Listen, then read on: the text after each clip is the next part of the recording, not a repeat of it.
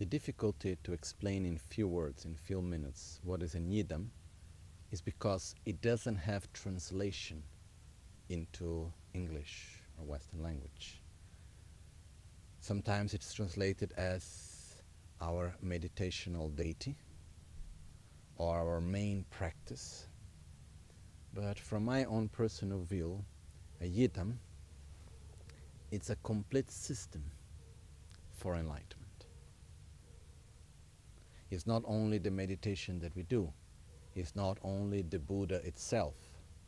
For example, Guya Samaja, or Heruka, or Yamantaka, or Kalachakra, or Tarachtamani, or Vajrayogini, and many other forms of Buddhas, which are called, sometimes translated as deities, actually are Yidams, which means that when we talk about Vajrayogini or Yamantaka or any of these deities, these Buddhas, there is a complete practice and there is a complete system and a complete worldview and mode of living which is connected to it.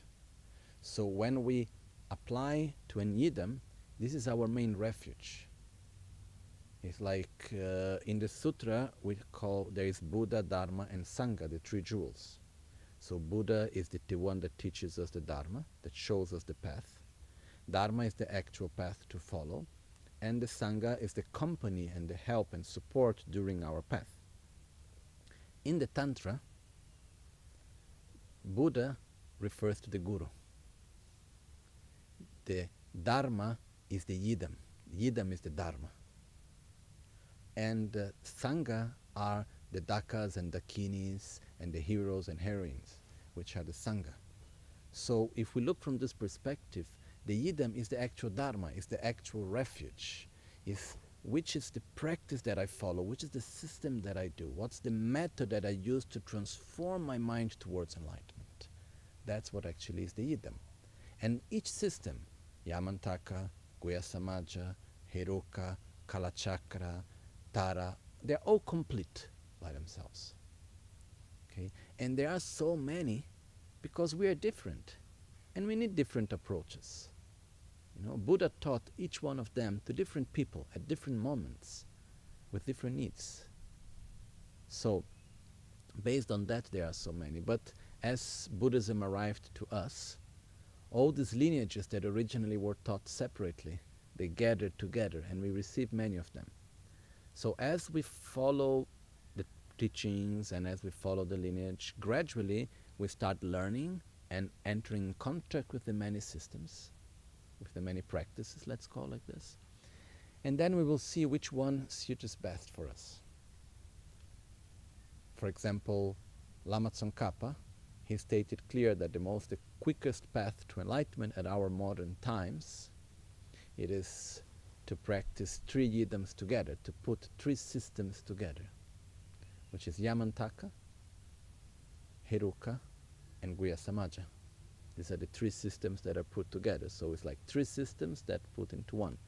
Yamantaka take away the subtle interferences, and then with Heruka and Guya Samaja, one give emphasis to develop the subtle body, one gives emphasis to develop the subtle mind in a pure state.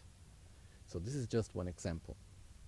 All Yidams bring to the same result of enlightenment, but each one of them will give emphasis on a different aspect of practice. So how do we choose ours? One way is we go to our Guru and we ask the Guru, please, can you tell me which is my Yidam? And in some cases he may tell us. In some times he may say, wait. Okay. On the other cases, we give some space to learn more practices, and then suddenly we will feel there is a practice that touches deeply, that we feel more connected, we feel more benefit to it. Then we should hold still to it. We can do more practices at the same time, because each Yidam, let's say, each system, it has a different emphasis, but it's important to have one main practice, because we need to follow one main system, and then we can use other systems somehow as support, but we should have one main system that we follow. And Yidam, Yi means mind, Tam, it means also commitment.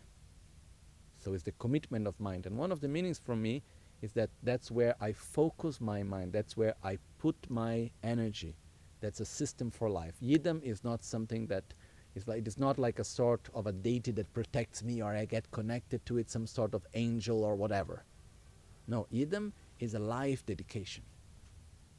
It's a system in which we live, in which we exist, and through which we experience reality and we practice and we transform ourselves.